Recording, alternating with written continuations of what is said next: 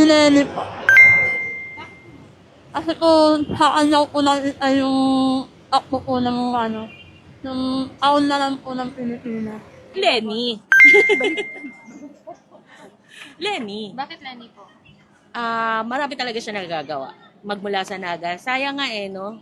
Sana mag-ano siya sa presidente. Sara tayo. Bakit Sara? Siyempre, sa ngayong krisis, wala man nagagawa, wala nangyayari. Yung panahon ng papa niya, meron. Nakakuha pa akong mga ayuda nung time na yun. Taas-taas na, magkano na ngayon super ka na, 450 na. Hindi kagaya ng pandemic, sarado pa lahat, pero meron. Kasasabi ko lang sa'yo, solid ako, di ba? Oh, alam na yan. Bakit Sara? Bakit Sara?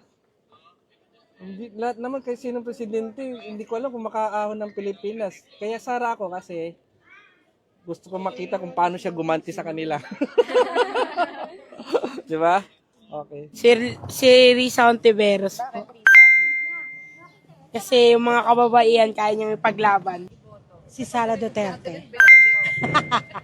Si Sara Duterte kasi talagang ramdam ko nung naging pangulo yung tatay niya, sana ganun din siya.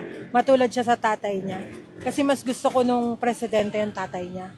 Kasi maraming nawala ng yung mga adik talaga kasi nawala. Ngayon kasi, tingnan mo, mas dumami yung adik eh. Pati nga siguro yung presidente natin, nag-a-addict na din. Sara Duterte ako, Verde ako. Ayaw ko kay Lenny. Hindi ko binoto yung nakaraan election. Pero basta Sara Duterte ako. Sara na lang. Sara na lang tayo. Si Bongbong nang botong-boto kami kay Bongbong. Anong nangyari ngayon? Wala na.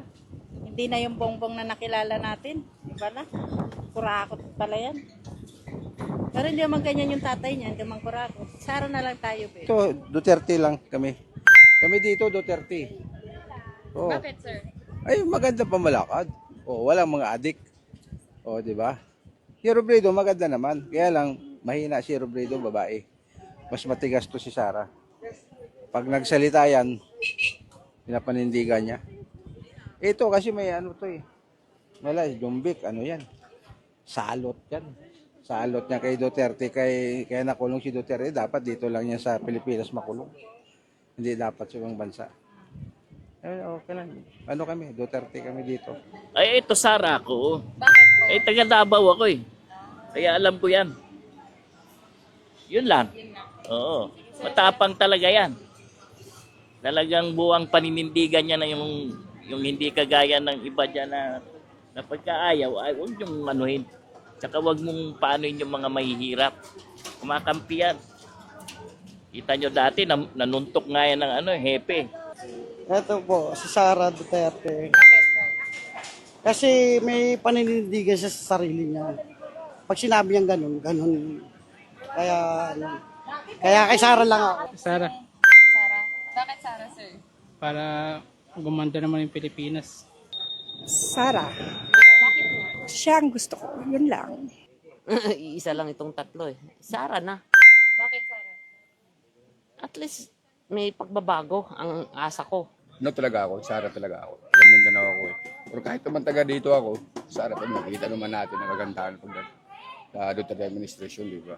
Lalo na ngayon, bilyon-bilyon na nga nakakaw nila. Para sa akin lang talaga, Sara ako, wala na akong marami. Hindi Ilocano din yan, pero Duterte talaga. Taga Mindanao ako eh. Kaya, Sara talaga. Kailangan talaga manalo si Sara. Ang ikulong yung bongbong na yan. Kaya sa susunod na 2020, si Sara pa rin. Si Bongbong ang matanggal dyan. Ayun lang po, salamat po. Sara. Sara kami dito, ma'am. Bakit Sara? Bakit po, ma'am? Ano pong nagawa ni Sara? Subok na po namin yun si Duterte. Si Sara Duterte po. Dahil? Ibahin naman natin yung wag naman na si BBM. Hindi niya na yung ng tatay niya eh. Para bumalik yung katahimikan ng Pilipinas. Magulo po ba ngayon? Magulo sobra. Daming nawawalan, daming namamatay. Sino ang iboboto mo? Sara po. Bakit? Magaling yan. Walang krimen. Matatanggal lang droga. Sara kami. Bakit Sara?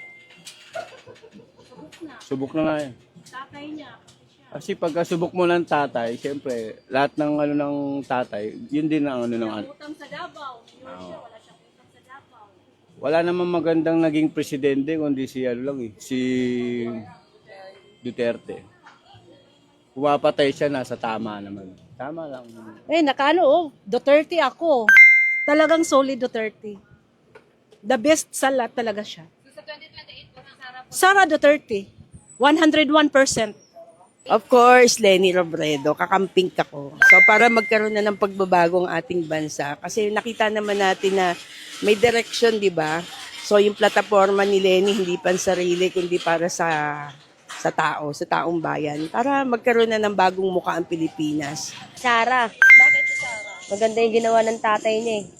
Si Sara. Sara pa rin. Bakit po si Sara? Kasi may ano sila, may panindigan talaga sila sa... Davao pa nga lang, ganda na ng pamamalakad nila. Saka sa papa niya. Duterte. Pero sa totoo lang, hindi kami panig din sa ano. Pero maganda kasi yung pinakita nila sa mga tao sa Sara na Duterte. Kasi sa Davao, dami nilang naiayos na ano, mga tao. Simula nung nakaupo si Duterte, di mo, ganda ng pagbabago sa ano. Ngayon, nawala na siya, parang iba na. Dami ng adik. Dami ng mga ano eh. Dami Kalat ng yung mga magnanakaw. snatcher, dami ng patayan. Maluwag na yung sa ating Pilipinas. Hindi na katulad doon dati. Si Sara. Bakit po? Kasi yun yung nasa namin, nasa puso namin. Po ma'am, si Sara Duterte. Bakit po Sara? Kasi dahil sa father niya, maganda yung ginawa niya nakaraan na siya yung president. Tsaka tumahimik yung ng Philippines. Yun na. Sara po. Bakit Sara? Gusto ko pong ibalik yung ibalik yung pangalo ni Duterte po. Sa tatay niya. Maganda ho kayo po malakad. Oo, maganda po sa amin. Para mawala yung mga adik. Mga adik po. Wala na yung mga droga dito. VP Sara. Bakit Sara po ma'am? Ano po, mga Duterte, maganda yung pamamalakad. Lenny po. Bakit Lenny? Gusto may nakikita akong mga plano niya para sa bansa.